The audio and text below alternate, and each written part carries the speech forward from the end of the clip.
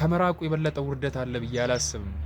ሰላም ውድ የተዋህዶ ልጆች፣ ዛሬ አንድ በሰንበት ትምህርት ቤት ውስጥ የገጠማችሁ ውርደት ምንድነው የሚል ፖስት ላይ ኮመንት የተደረጉ ጽሁፎችን እንመለከትና ሀሳብ እንሰጥበታለን። አብራችሁን ቆዩ።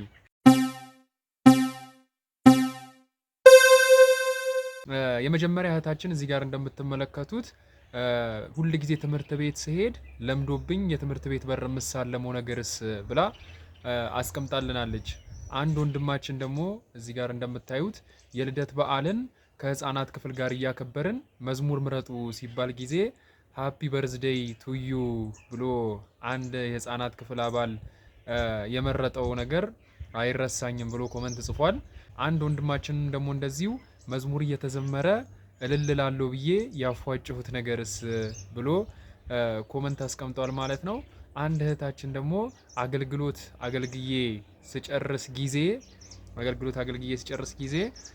ወስብሐት ለእግዚአብሔር ላለው ብዬ ለራሴ ቃለ ሕይወትን ያሰማልን ብዬ የወረድኩት መቼም አይረሳኝም ብላ ኮመንት አድርጋልናለች። የመጨረሻው ደግሞ አሁንም እንደዚሁ አንድ እህታችን የመጀመሪያ ጊዜ ሰንበት ትምህርት ቤት ሄጄ ለጸሎት እንነሳ ሲባል ሌላው ሲነሳ ጊዜ ሊወጡ መስሎኝ እኔ ወጥቼ የሄድኩትን ነገር አረሳውም ብላ ኮመንት አድርጋለች ማለት ነው።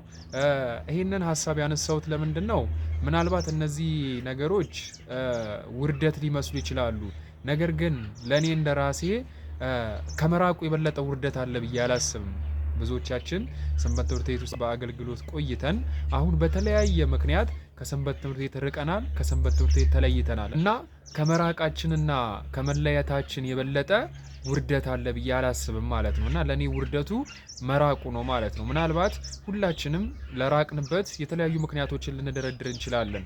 ነገር ግን ሐዋርያው ቅዱስ ጳውሎስ ወደ ሮሜ ሰዎች በጻፈው መልእክቱ ምዕራፍ 8 ቁጥር 34 ላይ ስናነብ ጊዜ ከክርስቶስ ፍቅር የሚለየኝ ማን ነው?